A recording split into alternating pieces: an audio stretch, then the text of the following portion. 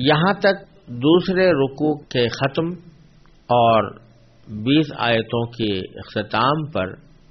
3 ان گروہوں کا بیان مکمل ہو گیا جن کا میں نے ذکر کیا تھا. یعنی سب سے پہلے ان لوگوں کا جو نبی کریم صلی اللہ علیہ وسلم پر اور قرآن پر ایمان لائے، اور دوسرا وہ جو کھلے طور پر کفر اختیار کیا،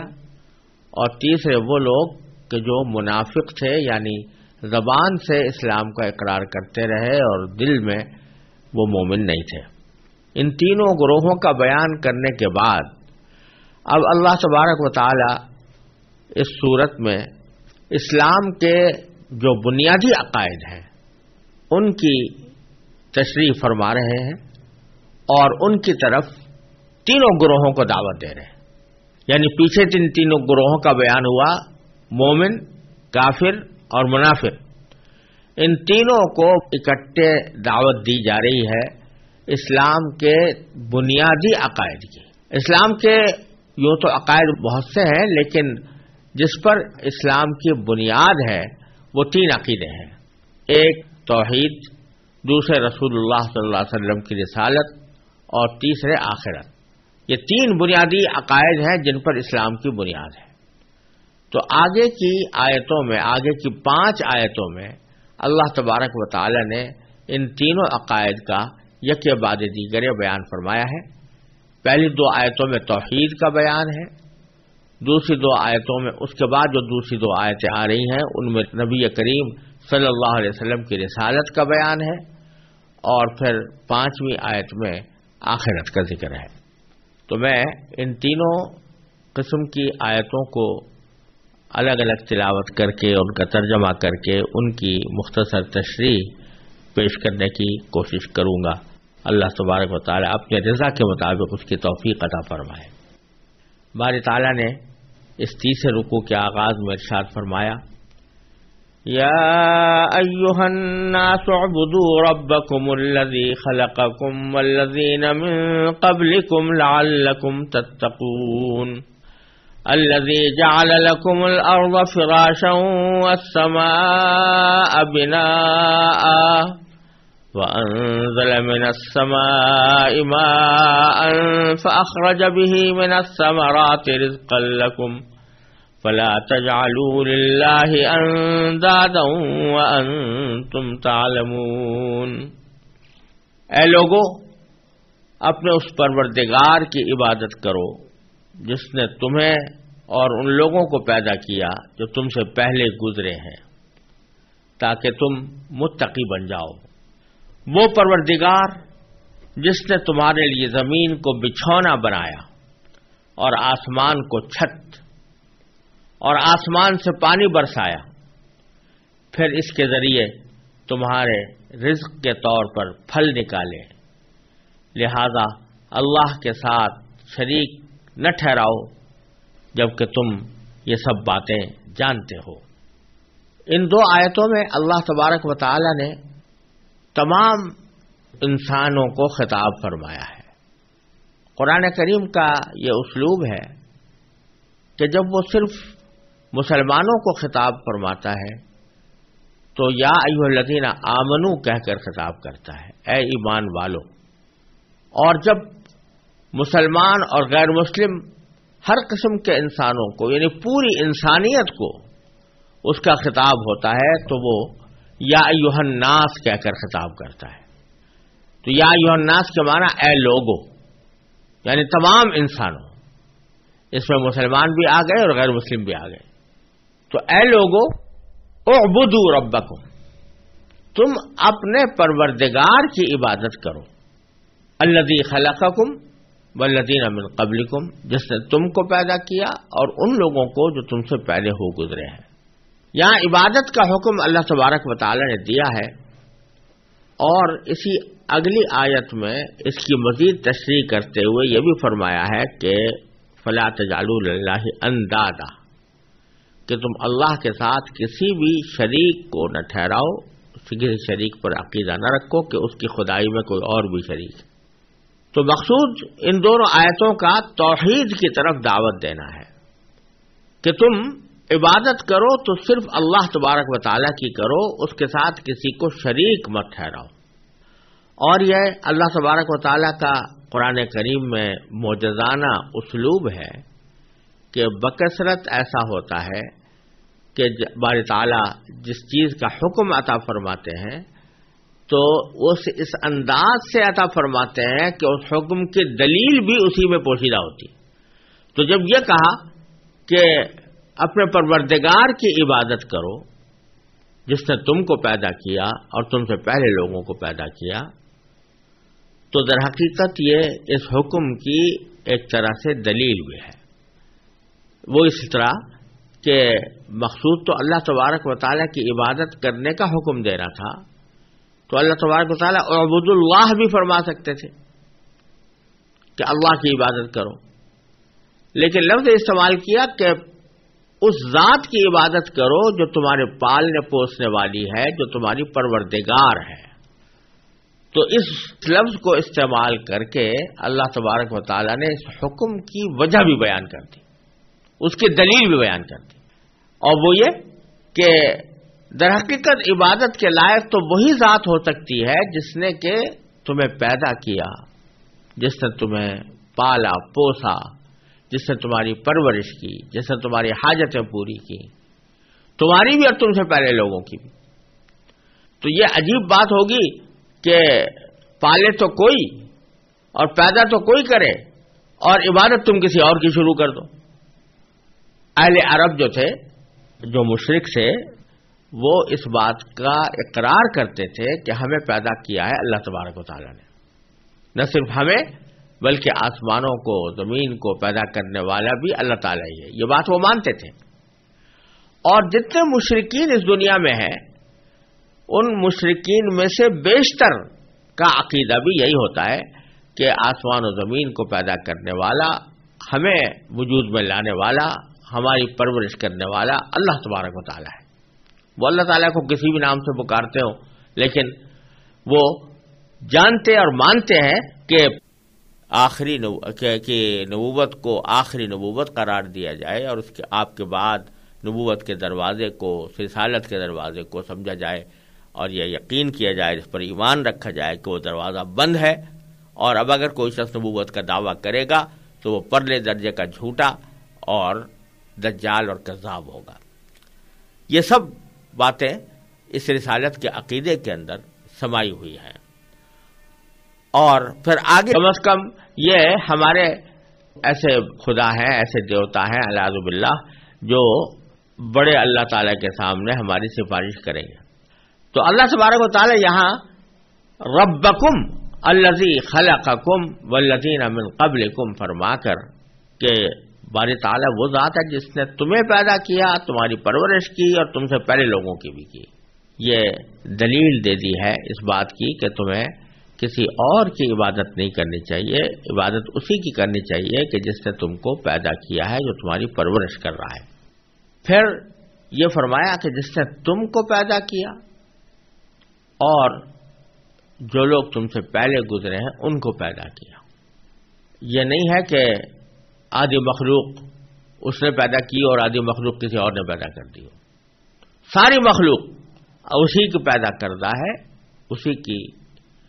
تربیت میں ہے، اسی کی پرورش میں ہے۔ یہاں یہ بات بھی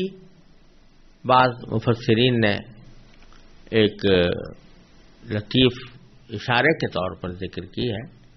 کہ اللہ تبارک و تعالیٰ نے یوں فرمایا کہ جس نے تم کو پیدا کیا اور جو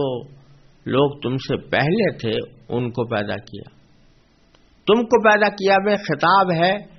نبی کریم سرور دو عالم صلی اللہ علیہ وسلم کی امت کو، اور والذین من قبلکم سے مراد ہیں پچھلی امتیں جن کی طرف پچھلے پیغمبر تشریف لاتے رہے ہیں اور ان کو ہدایت کا پیغام سناتے رہے ہیں۔ تو نقطہ یہ ہے کہ یہاں اللہ تبارک و تعالی نے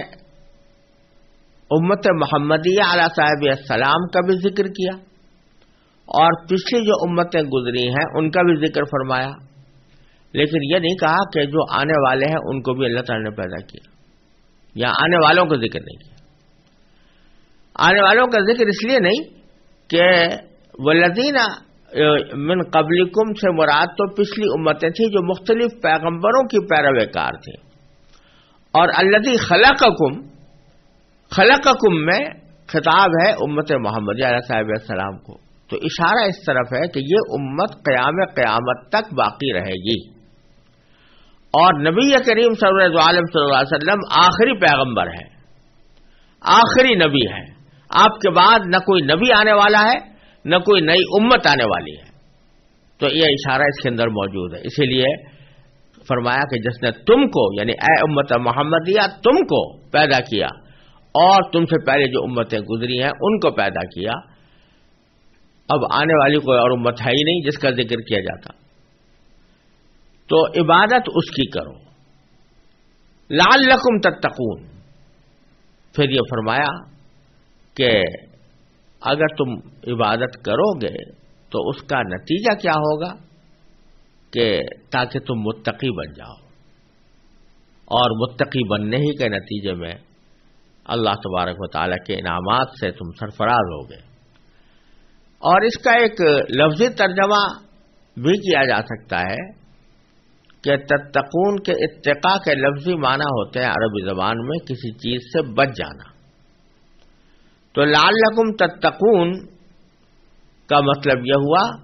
کہ اللہ تبارک و تعالیٰ کی عبادت کرو تاکہ تم دوزخ سے بچ جاؤ، اللہ تعالیٰ کی ناراضگی سے بچ جاؤ، دوزخ کے عذاب سے بچ جاؤ، دوزخ کی آگ سے بچ جاؤ۔ اور اس معنی کا ایک قرینہ یہ ہے کہ اگلی آیتوں میں اللہ تبارک و تعالیٰ نے فرمایا فاتقوا النار التی وقودها الناس والحجارہ، وہاں بچنے کا ذکر ہے آگ سے، تو شاید یہاں پر بھی تتقون سے مراد آگ سے بچنا ہو، کہ اگر تم اللہ تعالیٰ کی عبادت کرو گے تنہا اسی کی کرو گے، وحدانیت کے اوپر اعتقاد کر کے کرو گے، تو پھر تمہارا اس کا نتیجہ یہ ہوگا کہ تم انشاءاللہ بچ جاؤ گے آگ سے، جہنم کے عذاب سے۔ پھر آگے اگلی آیت میں اللہ تبارک و تعالیٰ کی کچھ صفات بیان فرمائی گئی ہیں جو نہ صرف اللہ تعالیٰ کے وجود پر دلالت کرتی ہیں بلکہ اللہ تعالیٰ کی وحدانیت پر بھی دلیل کے طور پر استعمال کی جا سکتی ہیں، اور ان سے اللہ تعالیٰ کی وحدانیت کا پتہ چلتا ہے۔ فرمایا الذی جعل لکم الارض فراشا، اللہ وہ ہے، یہ تمہارا پروردگار وہ ہے جس نے تمہارے لیے زمین کو بچھونا بنایا، زمین کو بچھونا بنایا، بچھونے کا لفظ استعمال کیا جس کے لیے عربی لفظ ہے فراش، تو معنی اس کے ایسے بستر کے ہوتے ہیں کہ جس کو انسان اپنے لیٹنے کے لیے بھی استعمال کر لے، بیٹھنے کے لیے بھی کر لے، اس کو فراش کہتے ہیں۔ تو زمین کو تمہارے لیے بچھونا بنایا، معنی اس کے یہ ہے کہ اس کو تمہارے لیے اتنی آرام دہ چیز بنا دیا کہ اگر تم چاہو تو اس کو اپنے سونے کے لیے بھی استعمال کر سکتے ہو، اگر چاہو تو بیٹھنے کے لیے بھی استعمال کر سکتے ہو، اور نہ اس کو اتنا سخت بنایا کہ تم اس پر کھڑے نہ ہو سکو، لیٹ نہ سکو، نہ اتنا نرم بنایا کہ تمہیں اس پر قرار حاصل نہ ہو، بلکہ دونوں کے درمیان اس کو اس طرح رکھا ہے کہ تمہارے لیے یہ قرار کی جگہ بن گئی ہے، اور اس کے بعض حصوں پر تم چلتے ہو، بعضوں پر تم سوتے ہو، بعض حصوں پر تم بیٹھتے ہو، یہ اس کام کے لیے اللہ تبارک و تعالی نے وضع فرمائی ہے، ورنہ پانی کے اوپر تم قرار حاصل نہیں کر سکتے، ہوا پر تم قرار حاصل نہیں کر سکتے، تو اللہ تبارک و تعالی نے زمین کو تمہارے لیے بچھونا بنا دیا۔ وَالسَّمَاءَ بِنَاءً، اور آسمان کو ایک چھت بنایا، یعنی جس طرح کسی مکان کی ایک چھت ہوتی ہے تو یہ پوری کائنات کی ایک چھت ہے آسمان، اور آسمان کے چھت ہونے کا مطلب یہ ہے کہ یہ پوری ہمارے سامنے نظر آنے والی کائنات کو گھیرے ہوئے ہے، پورا آسمان سب کو گھیرے ہوئے ہے۔ آسمان کی حقیقت کیا ہے اور اس کو بعض جگہ 7 آسمانوں سے تعبیر کیا گیا ہے، اس کا کیا مطلب ہے، اس کی تفصیل انشاءاللہ آئندہ کسی آیت سے متعلق کی جائے گی، لیکن یہاں پر اشارہ اس طرف ہے کہ اللہ تعالیٰ نے آسمان کو تمہارے لیے ایک چھت بنا کر تمہارے لیے بہت سے فوائد کا ذریعہ قرار دیا ہے، اور یہ اللہ تعالیٰ کی نعمت ہے۔ وَأَنزَلَ مِنَ السَّمَاءِ مَاءً،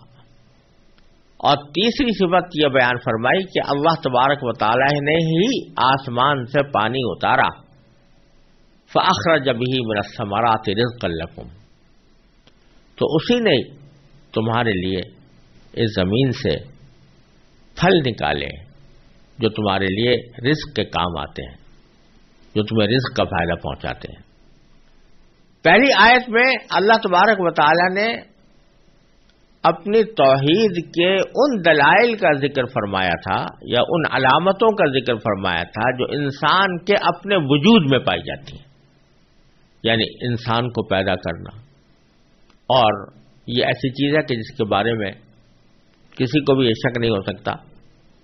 کہ میں نے خود اپنے آپ کو پیدا کیا ہے۔ تو پہلی آیت میں ذکر تھا انسان کے اپنے وجود میں پائی جانے والی توحید کی دلیل کا، اور اس دوسری آیت میں ذکر ہے ان دلائل کا جو انسان کے وجود سے باہر پورے عالم میں، آفاق میں اور کائنات میں پائے جاتے ہیں۔ پہلی قسم کے دلائل کو مفسرین عام طور پر آیات انفس سے تعبیر کرتے ہیں، اور دوسرے قسم کے دلائل کو آیات آفاق سے تعبیر کرتے ہیں۔ تو یہاں دوسری آیت میں آیات آفاق کا ذکر ہے، یعنی دنیا میں جو اللہ تعالیٰ کی قدرت کاملہ اور اس کی حکمت بالغہ اور اس کی وحدانیت کے دلائل بکھرے ہوئے ہیں، ان کی طرف اشارہ کیا گیا ہے کہ دیکھو، ایک طرف زمین کو دیکھو، یہ اس کی پیدا کی ہوئی ہے تمہارے لیے، ایک طرف آسمان کو دیکھو جس کو تمہارے لیے چھت بنا دیا ہے، اور پھر اس آسمان سے ہی پانی اتارا ہے۔ آسمان سے پانی اتارنے کے معنی یہ کہ بادلوں سے پانی اتارا ہے، کیونکہ آسمان کی طرف سے وہ اترتا ہوا نظر آتا ہے، اس واسطے جگہ جگہ قرآن کریم نے اس کو آسمان سے اترنے سے تعبیر کیا ہے، ورنہ دوسری جگہ بادلوں کا ذکر ہے کہ بادلوں سے ہم نے پانی اتارا، اور پھر اس سے ہم نے تمہارے لیے پھل پیدا کر دیے جو تمہارے رزق کے کام آتے ہیں۔ اشارہ اس بات کی طرف ہے کہ آسمان سے پانی برسانے کا تو کام سوائے اللہ تعالیٰ کے کوئی دعویٰ نہیں کر سکتا کہ میں نے برسا دیا ہے، اللہ تعالیٰ ہی برساتا ہے۔ پھر اس پانی سے یا پانی کے ذریعے زمین کے اندر جو نباتات پیدا ہوتی ہیں، اس سے جو پھل اگتے ہیں یا ترکاریاں پیدا ہوتی ہیں یا سبزیاں نکلتی ہیں یا پھول اگتے ہیں، وہ سب کچھ اللہ تبارک و تعالی اس پانی کو ایک سبب بنا کر زمین سے اگاتے ہیں۔ اس میں کوئی کہنے والا یہ کہہ سکتا ہے کہ بیج تو میں نے ڈالا تھا، ہل میں نے چلایا تھا، پانی میں نے دیا تھا، اس کی دیکھ بھال میں نے کی تھی۔ تو اگر بالفرض کی بھی ہو کسی نے یہ دیکھ بھال، تو زیادہ سے زیادہ اس کا کام اتنا ہی تو ہے نا کہ وہ پانی پہنچا دیا، زمین کو برابر کر دیا۔ زمین میں اگر کسی جگہ کھدائی کی ضرورت تھی تو کھدائی کر دی، لیکن اس بیج کو کوپل بنانا اور کوپل کو پودے میں تبدیل کرنا اور پودے کو درخت میں تبدیل کر دینا اور اس درخت کے اوپر پھل اگانا، یہ تو سوائے اللہ تبارک و تعالیٰ کے کسی اور کے بس میں نہیں تھا، یہ اللہ تبارک و تعالیٰ نے کیا۔ فَأَخْرَجَ بِهِ مِنَ الثَّمَرَاتِ، تو اس سے تمہارے لیے پھل نکالے اس پانی کے ذریعے، رِزْقًا لَكُمْ، جو تمہارے لیے رزق کا کام دیں۔ یہ سارا کام اللہ تبارک و تعالیٰ نے تمہارے لیے کیے ہوئے ہیں۔ فَلَا تَجْعَلُوا لِلَّهِ أَنْدَادًا، اب ان تمام باتوں پر اگر غور کرو، یعنی اپنی پیدائش پر، اپنے سے پہلوں کی پیدائش پر، زمین کی نعمتوں پر، آسمان سے برسنے والی نعمتوں پر اور اس سے پیدا ہونے والے رزق پر، تو اس کے سوا کوئی اور نتیجہ نہ نکلنا چاہیے کہ اللہ کے سوا کسی کو شریک نہ ٹھہراؤ اس کی خدائی میں اور اس کی عبادت میں، کیونکہ جب یہ مانتے ہو کہ سارے کام اللہ تبارک و تعالی نے کیے ہیں، اللہ تبارک و تعالی ہی کائنات کا خالق ہے، وہی اس کا پروردگار ہے، وہی آسمان سے پانی برسا رہا ہے، وہی زمین سے پھل اگا رہا ہے، تو یہ سارے کام جس جو ذات کر رہی ہے تو عبادت کی مستحق بھی وہی ہوگی۔ یہ اہل عرب کا عجیب نرالا فلسفہ تھا کہ وہ ساری باتیں مانتے تھے، اللہ کو کائنات کا خالق بھی مانتے تھے،